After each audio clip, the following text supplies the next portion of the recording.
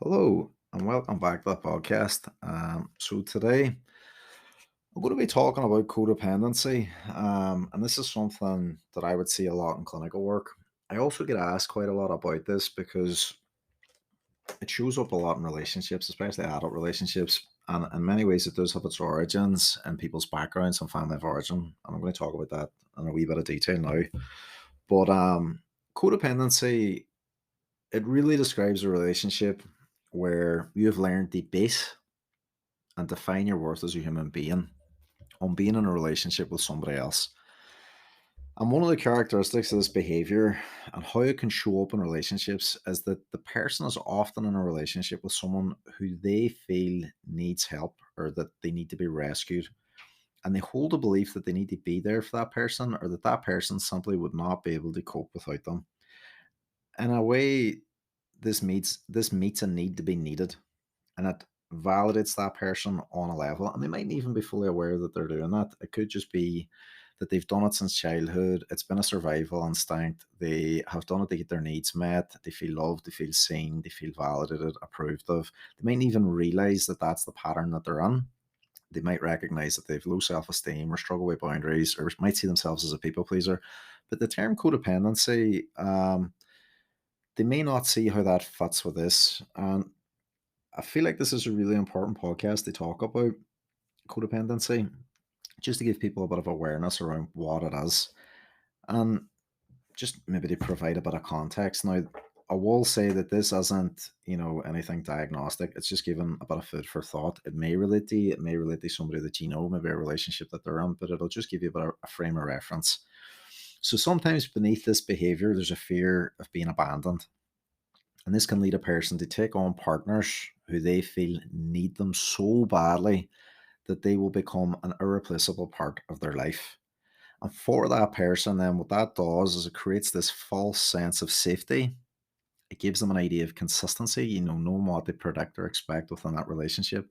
And it also gives them, I suppose, on a level, an illusion of control around the dynamics of that relationship. But in my experience working with people on another level, they're continually not getting their needs met. And that is a theme. That is a massive theme within that because they're very aware who the person is. They're very aware of the pattern, the problem, and the issues that the person has. But it's the norm. They may have grew up having to play that role within the family of origin. And it's very, very similar now in their adult relationships. And it's familiar and they're able to navigate it. And although they're not really fully happy, they also know that they're not going to be abandoned by this person. They might not be rejected or, it gives them that illusion of control, as I mentioned. So some of the characteristics that you can look out for that may indicate that a person's struggling with aspects of codependency is there's usually a theme of this person chronically neglecting their own needs, constantly putting other people first. And at the core of this is the denial of the self, the complete denial of their own needs. They might say yes to other people when they don't have space.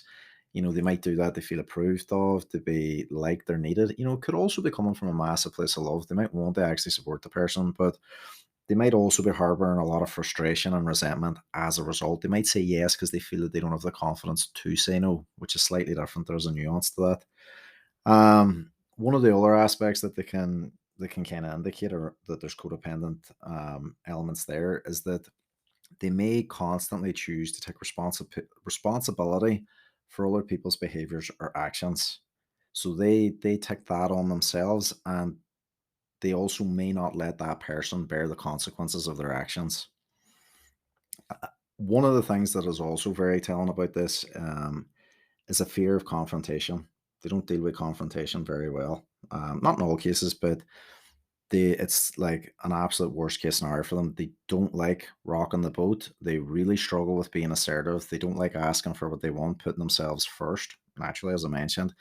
And the fear of confrontation or somebody having a negative opinion of them or being very negative towards them or having a judgment of them, that is absolutely overwhelming for them. So they will do their absolute best to avoid that if possible. Now, one of the other things, now, there's a lot of this that's interchangeable too, and you will kind of see overlaps with people that struggle with low self esteem and low self worth, which would also show up with codependency, is that they might struggle with making their own decisions. And what you might find in that scenario is, and look, that can be common from time to time, but you might see it a lot through the person's life where they have no confidence in themselves to make decisions. They will outsource this to other people. They will go around and they'll get 10 opinions, and then, they'll doubt their own ability to know what they want or what they need for themselves. They won't really be connected or reflect on, really sit with what they feel about it, and how, to trust that judgment. And they will outsource this to other people, and there's like a sense of safety or a sense of trust in another person making that decision for them. Um, and that kind of leads on to the next thing about other people's thoughts, feelings, opinions trump their own. And they will let the opinions of other people or their thoughts define or dictate or possibly even guide their behavior, even if this goes against what they really think or feel at their core internally. And that's again coming back to that theme of the denial of the self. And I see this often, sometimes with young adults, maybe going into their early 20s, maybe mid 20s. Not that there's a timeline in age, but this might be the period in time where they're starting to question their thoughts or their feelings about things. They might want to go against the grain around something in the family of origin, in terms of something that's expected of them, whether it's, meeting a partner, settling down, having a baby, getting married, going on a certain career path.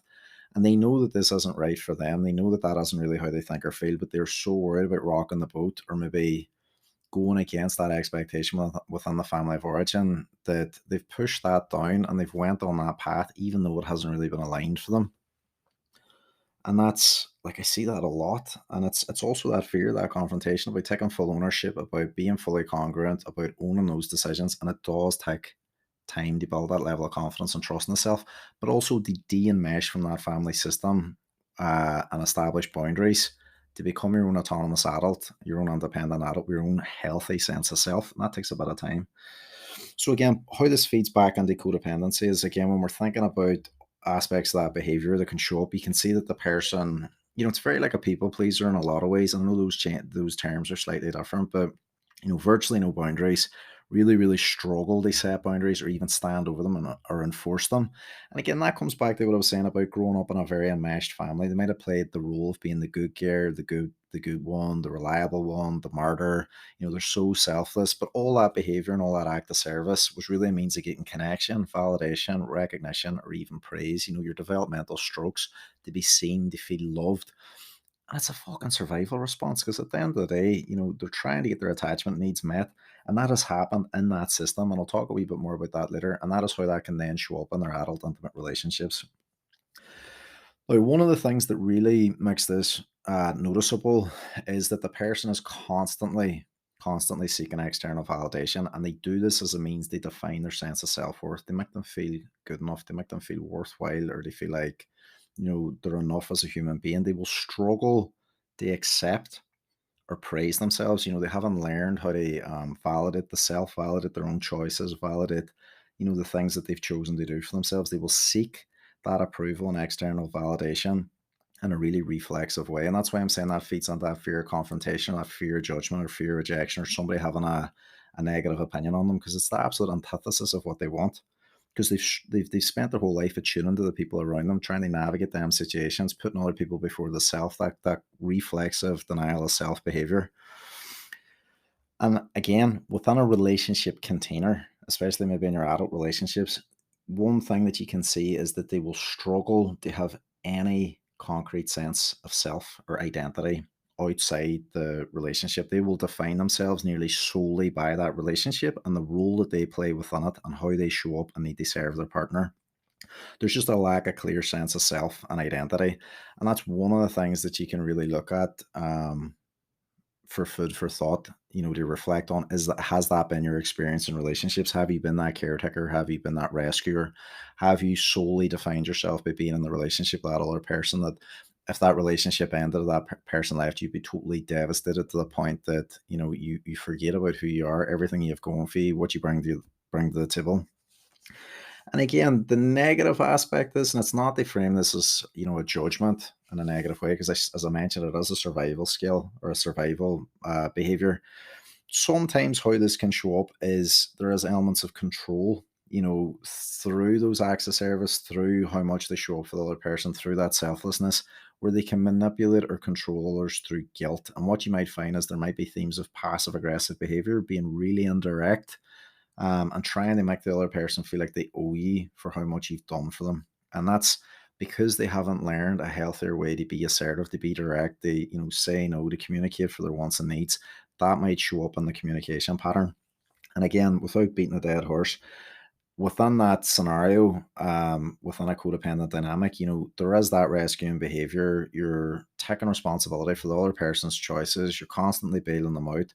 You're trying to save them in a sense and help them create the changes that they need to make in their life. But in a lot of ways, this is often common despite the cost and impact on the self. So they could be in a really unfulfilling relationship. They could be completely overextending. They could be given and not receiving any of their fucking needs being met. They could be tolerating all sorts of I'm not saying that abusive behavior needs to be there, but they could be tolerating all sorts of behavior, and they're doing it from a place of love, but their self-esteem is also being impacted by being in that relationship. But as I say, there's a sense of control because there is a need to be needed. They know this person needs them, but it's also impacting on them very heavily. Now, one of the things that can come up with this as well, and I do notice this comes up with people pleasers, it comes up a lot within codependent dynamics as well. I kind of look at it slightly different when I'm talking about personality, when I'm working with clients and stuff, but they're usually very, very hyper vigilant, hyper aware of people around them. They're able to tune very, very easily to other people. They can tune into the wants and needs and opinions. They're very, very emotionally aware. They can be quite sensitive to the needs of others. And they've learned to read these situations. I'm not going to use the term trauma response, but it is kind of relevant at times because it is helping them assess the situation because they're able to kind of they're able to kind of sit and reflect on if there's anything they need to be aware of, because there is a fear of what other people might think or what they might say or what they might do if they say or do the wrong thing. They're not that individual wouldn't be able to be totally congruent. They say what they really think and feel, ask for what they want, they rock the boat, to show that true essence of self, because there is the fear that other people might reject them, they might judge them, they mightn't get their attunement needs met, they mightn't get their connection, they might be rejected from their group, and that's like that will go against that behavior completely. But that hyper vigilance and hyper awareness of other people's thoughts, feelings, trumping the needs of the self is something to be aware of. And that people pleasing and that theme of overextending, you will see that because they will overgive even when they don't have space, and they'll probably accept this in relationships and in their friendships, possibly even in the family of origin, and it can be really, really one-sided. And that's one of the most telling elements, is that the relationship will, some of the relationships that they will have will only function on that basis because it is so one-sided. And as soon as that person starts setting boundaries or starts asking for what they want or starts pulling back or changing their part in that dance, usually you will see that friction start to come up. And the thing about it is with the people pleasing and also, elements of that codependent behavior, is like, look, I can come from a place of love. They can't actually give a fuck about the person. They can't care about them. But sometimes it's also coming from a place of wanting to be approved of and validated and liked and needed by somebody. And that's like, look, I'll talk more about that as this goes on. And back to that thing of not being able to be assertive, one of the things that can kind of indicate that a person's struggling with that, especially within the people pleasing codependency dynamic, is that they will nearly reflexively take the fault or blame to keep the peace, especially if they're not in the wrong. Even if they know that they're not in the wrong, they may do this to defuse or de-escalate the situation just for an easy life, because they don't want to rock the boat too much. They don't want the personally reject them. They don't want the relationship to end. They will accept fault because it's a strategy that has not served them, but it's been their go-to strategy throughout their life, or they maybe just haven't had that healthy boundary set and that healthy assertive behavior modeled in the family of origin. And they could also be coupled with a blamer, somebody that's really, really confrontational, and that relationship might be functionally dysfunctional. I know it sounds a bit strange, but it works on that sense that because they don't de-escalate, because they take the fault, because they take the blame, and the blamer's obviously feeding on that cycle, that neither person really gets what they want, but it's functioning on some sort of level, but most people aren't getting their needs met in that dance. And that whole concept of being selfless, it is the denial of self, it is the denial of seeing to your needs, it is the denial of your true thoughts and feelings. you know there is an element of martyrdom with it, and that idea of what it takes to be a good person. And look, it's not, they say that if you are really conscious of being good to other people, that's a bad thing. It's just when this is a constant theme throughout your entire life and you feel guilty thinking about yourself or putting yourself first even once, it's something that you need to think about, because if the norm in all your friendships or relationships or interactions with others is you serving them and always putting them before you, you're creating that norm of you come last, that your needs don't really matter, because you have never spoke up or communicated that you want that from them. And although you might get senses of connection or validation or approval at the time, it does come at a high cost. And that's what I'm saying. Like one of the telling things is the person carrying a lot of frustration, a lot of resentment, and they can be very, very self-critical of themselves because they're aware of the problem and they want that to change. And look, it can also lead to burnout, especially if you look at it professionally, because people will take on more than what they have space for. They might struggle with a boss, they set boundaries, even they hold, you know, colleagues accountable if they're not pulling their weight and stuff like that. The fear of other people's opinions and how other people might behave towards them, again, it feeds back into that whole concept of the fear of confrontation, because other people approving of them and that external validation is a key theme, because they haven't learned how to define or validate themselves. They have learned to define their sense of self-worth by how other people see, treat them, and show up for them in the world. And look, that's what I'm saying. They can be chronically self-critical towards themselves when they feel like they've done something wrong. The chronic need to seek external recognition and praise from others, it just leads to massive overextending behavior, people pleasing, in work and your relationships. And obviously, as I mentioned there, can make boundary setting a fucking nightmare, because that is now the norm that has been established in those relational dynamics. And when we come back to relationships, like most of the time when people are struggling with codependency, they know what they're doing is not working, it's not working, but they don't maybe have a sense of self or confidence or a solution, because they haven't had anything modeled to show them that there's an alternative. They probably do have people within their network or their circle that can model assertive behavior, but they don't have that belief within themselves as yet that they can step in and do that, because they're dysregulated. They've probably grown up in a traumatic environment. And that's the thing, it's overwhelming, the fear of confrontation so much for them as well, the fear of rejection, the fear of abandonment in their intimate relationships. There's a lot that just comes on. It's not like, oh, it's just I'm just not going to be fucking codependent anymore. I'm just not going to be a people pleaser anymore. I'm just going to tell everybody to fuck off. Like, no, the nervous system has to be regulated. The sense of self has to be built up. The confidence has to be built up. It has to be done gradually over time, so that they can learn that they're in control of that scenario, or that they have a sense of control, that they're not defined by how other people see them, show up for them, behave towards them. They develop that healthy sense of self. And also within the family of origin, there's that de-enmeshment, that third birth, that idea of I'm my own independent adult with my own sense of self, my own control over my own destiny, and it's not defined by what other people want, think, or feel about my choices. And within that sense of codependency as well, when they don't have that sense of confidence, that sense of trust in themselves, or that healthy sense of self, they'll hold on to relationships that aren't serving them, even if they're having a massively detrimental impact on their sense of self, because it is coming from the fear of being alone. It's coming from that fear of being rejected or not being enough or being abandoned. And it's like, it's horrible, because they can often feel very trapped in them scenarios when they're playing the role of the rescuer, the helper, the healer. They're trying to help that person through their pain, and it's coming from a huge, huge sense of empathy. A lot of people that do struggle with codependency, they're fucking some of the kindest souls you'll ever meet. They've got massive hearts, and it takes a massive sense of strength to be that selfless, as paradoxical as that is, because it's not just coming from a character flaw, like, or I'm just going to be a martyr. They are really hugely caring people, but part of what needs to change is that energy needs to be redirected towards attending to the self, establishing healthy balance and boundaries within their relationships. I would also look at their conditioning, their expectations of self, what they think others expect of them, because that's a factor in understanding your part in the dance, as well as, like, obviously exploring your relational template, your background, your family of origin, and how this has set you up for this kind of experience in your adult relationships.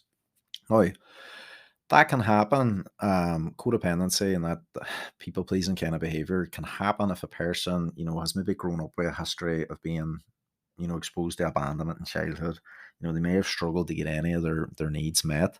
It could have been very conditional. They might have experienced neglect, abuse, There might even have been addiction or mental illness in the family of origin. Now, that's not to say all those things need to be present for that to happen. It can happen even in very safe, secure families of origin, but the actual behavior that was modeled or what was expected of them may have set them up for some of those codependent traits. Well, codependency is a reflection of deeper attachment issues, and it can be looked at as an indication of maybe unprocessed trauma. There might have been intergenerational trauma in the family of origin, so it could have been also passed from one generation to the next generation. But at its core, it is really a safety behavior. It's how that person has learned to navigate and survive the family of origin. And I do say survive; it is a survival behavior because it's how they've learned to navigate the world. And I think one of the things that's so important about looking at like somatic work and breath work and different ways to connect the self is so we learn how to self-regulate, because at its core this behavior is seeking co-regulation, it's seeking connection, but you need to learn how to self-regulate, ground yourself so that you become aware of how you're feeling, how you're experiencing the world. You're aware of when you're ungrounded, you're aware of when you're dysregulated, you're aware of your somatic experience, the emotional experiences that are coming up for you, and you learn to develop an internal sense of safety. um, and also educating yourself on the actual pattern and how it's showing up in your experiences with others is part of the solution. But you have to be gentle with yourself. It's if you're somebody that's struggling with codependency, or this is resonating with you, this isn't like, at its core, codependency and the codependent person is seeking love and connection. Like, we all have deep yearnings. We want to be loved, we want to be valued, we want to be appreciated, we want that attachment needs met. And what that person has learned is that they get that sense of connection through overextension, through placating, through people pleasing, through being of service to others, being selfless. And that behavior, they have learned to associate it with that being them being now lovable or good enough or wanted or needed or whatever. And that needs to be unlearned. It needs to be changed over a period in time. And like growing up in your family of origin, that may have been how you got recognition. It could have been through being the good one, doing chores for your parents, like doing the dishes, setting the table, helping your siblings with things, helping your parents with things, maybe even holding an emotional space with your parents, doing things that were maybe above age appropriate. It might have been, you would have got validation, obviously attention and recognition through doing that, and praise. And that may have been how you then learn to get your what they call your strokes, that sense of recognition and appreciation. And that becomes a norm, and it becomes maybe an unconscious expectation of the self and the belief that maybe that is what is expected of them within the family of origin. It may never ever have been directly communicated, but that association may have been formed even at that age. Now, that behavior can also then overlap in the other areas of life, like academics or sports. In their career, I need to achieve X, Y, and Z to be good enough. I need to get straight A's. I need to be the best in my class, or I need to be the top athlete, or I need to go to this school, or I need to get this job. And then that kind of develops the self-esteem based measurement of you feeling enough, or what it is going to take for you to get praise or connection or acceptance or recognition from your parents.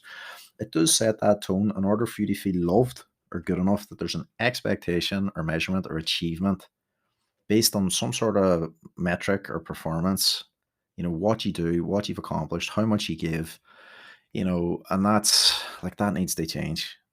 Because as I said before, at our core, we all have a yearning to be loved. We want to be wanted. We want to be appreciated. We want to be valued by the people that we love. And also, we want to feel safe, and for that to be consistent for us, where we can both have our needs met, not just one person constantly having to self sacrifice in order for that to function, the relationship to function. Sorry. So, safety behavior that has been learned from childhood. That's a good way to think about it. And it probably did help them de escalate situations in that environment. They provide a sense of connection, distraction, or even to create, as I mentioned, temporary safety in an unsafe environment. Now, that could show up in a household where, as I mentioned, there might be unhealed intergenerational trauma. That behavior may have passed from one generation to the next. There may have been a highly enmeshed family of origin on the grandparents' generation. It may have passed down to the parent. They might not have had any kind of healthy sense of self. They might not have had any idea of what boundaries were. May have been really, really dysfunctional conditioning feeding on that as well. And because there's no healthy sense of boundaries or understanding of a person's need for autonomy or independence, that may have been a threat to their own system that they grew up in. That they can understand then maybe why, say, an adult child wants a healthy sense of self, that, to de-enmesh, to be their own autonomous, independent person, and that's not necessarily a negative thing. It's just it goes against their entire upbringing and conditioning, everything that they went through in their own family of origin, the parents.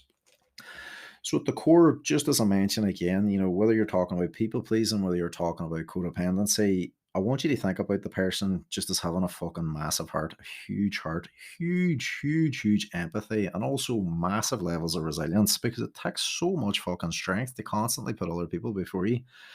There's also a major level of loyalty. They will sit with people that are in some of the most horrendous situations, and they will be in there with them with the thick of it, even to the cost of self. And like, it takes so much character and so much sensitivity and so much emotional awareness and love to be able to do that. And that's the thing. I don't want you to see this as like some sort of fucking notion of weakness, that if you're codependent, you're weak, or if you're a people pleaser, you're weak. Far from it. Hey, they've got massive, massive levels of resilience, massive, massive levels of empathy, hugely, hugely emotionally intelligent. Um, but as I mentioned before, like, that's selflessness. As much as it's an admirable quality, we want to think of themselves a wee bit more. We want them to actually attend to the self, to take care of themselves without carrying chronic guilt or shame or judgment around doing so. That belief that they're doing something wrong because they're attending to themselves, that is what needs to be unlearned. That's what they need to change. They need to learn to see that what they bring to the table, who they are as a human being, they recognize their own inherent worth as a person, and that's not based on anyone outside of themselves having an opinion or behaving a certain way towards them, that they've always been enough, that they've always been worthy and lovable at their core, that that role of being the helper, the rescuer, the martyr, it's not serving them. It's not getting them the connection needs that they actually truly want and deserve, and that they can allow themselves to let go of that behavior and role, and they drop that expectation of the self. And as I mentioned, the behavior as a survival response, it was formed out of a need of connection. To get needs met, they feel loved, they feel approved of, and it takes tremendous strength and resilience and character, and it's definitely not something to be, berating yourself for. If you're now aware that this was an issue, or that this is resonating with you, and you're like, "Fuck, I need to do something about this." Go easy on yourself. Take a wee bit of time. Like, one of the things you're going to need to learn to do, and it is going to be a journey, is learn how to validate yourself. With people that you feel safe with. Practice expressing how you really think and feel. Safety is a big, big part of this. Also, going to therapy and starting to do things for yourself, that help build your self esteem, give you a sense of achievement that's not based on other people validating you, but you starting to validate yourself and showing up for yourself. Actually, becoming aware of what your wants and needs are, learning to define them for yourself. I always think boundary setting is a huge part of what goes into good therapy. Learning how to communicate boundaries, learning how to stand over them, learning how to face healthy disagreements, and learn how to engage in conflict in a healthy, assertive way, not an aggressive way. But that's a big part of healing that behavior, is learning how to communicate your boundaries, stand over your boundaries, enforce them. And again, it's a journey. Start slow, start small, build it up, and it's like the compound effect. It'll help over time. Learn to say no. Fuck, that's a massive one, especially for the people that are people pleasing. Oh, I'll just say no, but start saying no more. Tune into yourself. Have I got space for this? If I haven't got space for this, why am I saying yes when I'm really feeling no, and I'm feeling resentful at the idea of saying yes? That's one of your guides. And also let other people help you. Let other people show up for you in your life. Let them take some of the burden off you. You're not defined by how selfless you can be. You're not a fucking doormat. You're not a martyr. Don't expect that of yourself, and don't allow other people to expect it of you.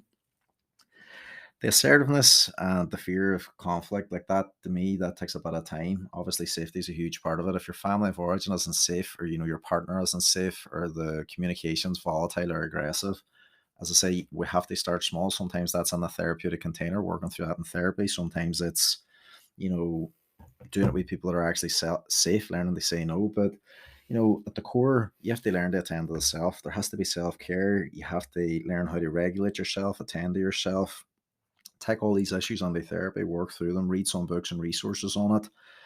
Um, Attend to yourself, think of yourself more. Like, you deserve to be looked after, you deserve to be loved, appreciated, adored with somebody that fucking loves you. But also, let people show up for you in your life too. Develop a support network of people around you that you can turn to. You're not a burden.